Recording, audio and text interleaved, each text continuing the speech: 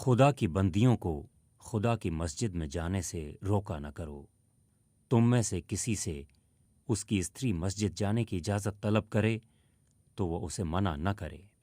मस्जिदों में स्त्रियों का जो हिस्सा है उससे उन्हें मत रोको। अपनी महिलाओं को मस्जिद में जाने से मना ना करो। जब तुम्हारी महिलाएं रात में मस्जिद जाने की इजाज़त मांगे तो उन्हें इजाज़त दे दो। ये कौन, किससे, कब और क्यों कह रहा है?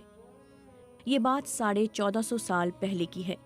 इस्लाम के पैगंबर हजरत मोहम्मद ने कही थी। ये फरमान मर्दों को है। मामला मस्जिद में जाने आने का है। जाहिर है इसमें बात महिलाओं के मुतल्लिक ही हो रही है। जब बात इतनी साफ है तो इस पर किसी तरह का मसला आज नहीं होना चाहिए था। मगर गाहे बगाहे मस्जिदों में मुसलमान महिलाओं के आने जाने और नमाज पढ़ने का मसला आ ही जाता है। ये मसला ऐसी तस्वीर बनाता है जिससे लगता है कि इस्लाम की मूल भावना ही महिलाओं के मस्जिद में आने जाने के खिलाफ है। कुछ महीने पहले सुप्रीम कोर्ट में महिलाओं के मस्जिद में जाने से जुड़ी एक याचिका दायर हुई है। मसला तो है, मगर मसला वह सामाजिक निज़ाम का है जो किसी भी धर्म की महिलाओं के कहीं भी मनमर्जी और आज़ाद तरीके से आने जाने पर पाबंदी लगाता है। उनके आने जाने को अपने काबू में रखना चाहता है। तय करता है कि वे कहाँ, कब, कैसे, कितनी देर के लिए जाएंगी। इसलिए हमारे इस पीदरशाही समाज में आम जगहों पर महिलाओं की मौजूदगी उनकी तादाद के हिसाब से और मर्दों के बनिस्बत काफ़ी कम है। यही बात मस्जिदों पर भी लागू होती है। हाँ, यहाँ महिलाओं को काबू करने के लिए कई बार मजहब का सहारा ले लिया जाता है। जैसे तर्क महिलाओं के अकेले कभी भी कहीं भी आने जाने के खिलाफ दिए जाते हैं, उसी तरह के तर्क महिलाओं के मस्जिद में ना जाने के लिए भी दिए जाते हैं। मसला महज मस्जिदों में आने जाने का नहीं है, इसलिए महज मस्जिदों में आने जाने से ये मसला खत्म भी नहीं होगा। तो क्या इसका मतलब है कि महिलाओं को इंतजार करना चाहिए? कतई नहीं। जिस तरह वे बाकी जगहों पर अपनी जगह बना रही हैं, यहाँ भी उन्हें जगह बनानी होगी, उन्हें जगह देनी होगी। ये उनका मजहबी हक है। ये हक उतना ही उनका है जितना मर्दाना मुसलमानों का है। इस्लाम ने अपने मानने वालों के लिए 5 चीज़ें मजहबी तौर पर फ़र्ज की हैं। शहादत यानी खुदा के एक होने पर यकीन, नमाज, रोज़ा, ज़कात और हज। इनमें मर्द स्त्री का कोई भेद नहीं है। मर्द या स्त्री के बिना कोई रियायत नहीं है। तो सवाल है कि अगर मर्द अपना मजहबी फ़र्ज अदा करने के लिए मस्जिद में नमाज पढ़ने जा सकते हैं तो महिलाएं क्यों नहीं? हम उस दौर में चलते हैं जिसे हज़रत मोहम्मद का दौर कहा जाता है। इस दौर के बारे में हमें उनके साथियों और उनकी पत्नियों, खासकर हज़रत आयशा के ज़रिए काफ़ी जानकारियाँ हदीस से मिलती हैं। ये सभी जो जानकारी हमें देते हैं उससे पता चलता है कि उस दौर में महिलाएं मस्जिद में जाती थीं, हज़रत मोहम्मद की इमामत में नमाज पढ़ती थीं, उनके ख्याल से रोशन होती थीं। हज़रत आयशा से पता चलता है कि महिलाएं फज्र की नमाज में उनके साथ जमात में नमाज पढ़ती थीं।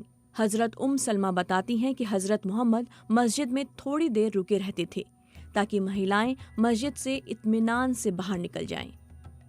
वे महिलाओं को मस्जिद में जाने का बढ़ावा देते थे, उनका खास ख्याल रखते थे, उनकी परेशानियों के बारे में बेहद संवेदनशील थे।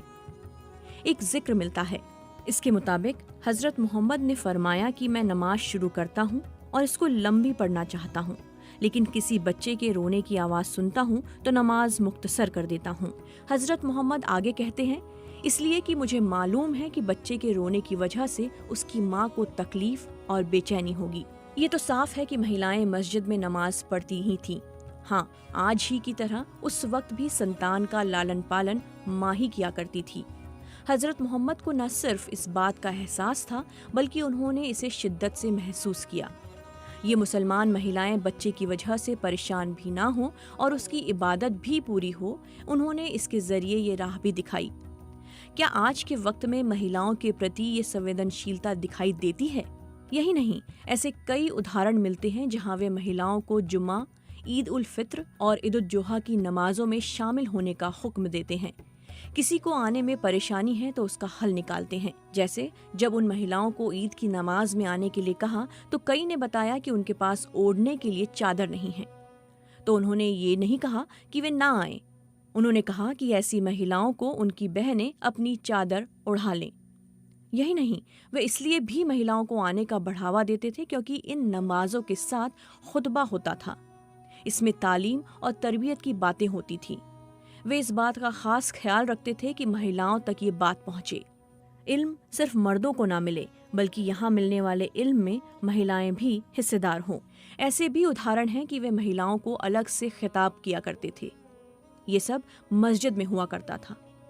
यही नहीं, महिलाएं भी नमाज पढ़ाती थीं। हाँ, नमाज पढ़ने और पढ़ाने की उनकी जगह अलग होती थी। मजहबी एतबार से मुसलमानों के लिए मक्का की मस्जिद अल हराम, मदीना की मस्जिद नबवी, यरूशलेम की मस्जिद अक्सा सबसे ज्यादा अहमियत रखते हैं। इनमें इस्लाम के शुरुआती दौर में भी महिलाएं नमाज पढ़ने के वास्ते जाती थीं। आज भी हज के दौरान महिला और पुरुष मुसलमान साथ साथ मजहबी हक अदा करते हैं, साथ साथ नमाज पढ़ते हैं।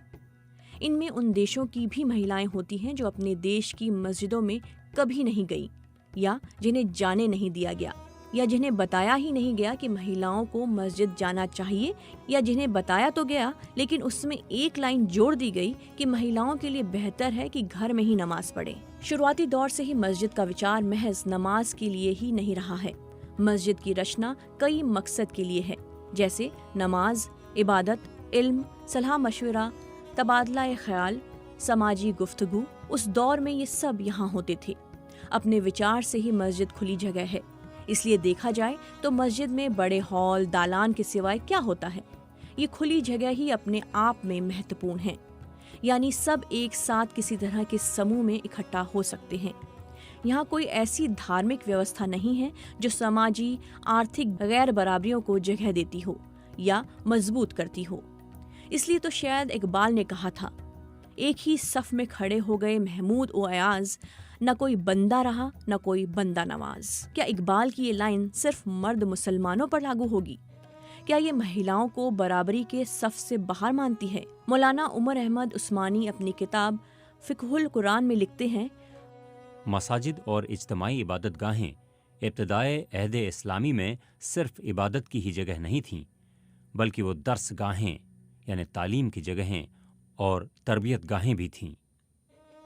आन हज़रत सल्लल्लाहु अलैहि वसल्लम ने औरतों की शिरकत को महज इबादत ही के लिए नहीं, बल्कि औरतों की तालीम व तरबियत के लिए भी इनकी शिरकत को ज़रूरी करार दिया था। यानी इस्लामी के शुरुआती दौर और हज़रत मोहम्मद के दौर में ऐसा कुछ नहीं मिलता है जो महिलाओं को मस्जिद में जाने, इबादत करने, इकट्ठे जमात में नमाज पढ़ने के खिलाफ हो। तो क्यों ना उस दौर से कुछ सीखा जाए, उस दौर के मूल्य उसूलों के बिना पर कुछ आगे किया जाए। क्यों ना महिलाओं को मस्जिदों तक जाने की राह हमवार की जाए। इसलिए कि इस्लाम की बुनियादी किताब कुरान में जब महिलाओं और पुरुषों को मजहबी अकीदे के लिए खिताब किया तो उसने कोई फ़र्क नहीं किया।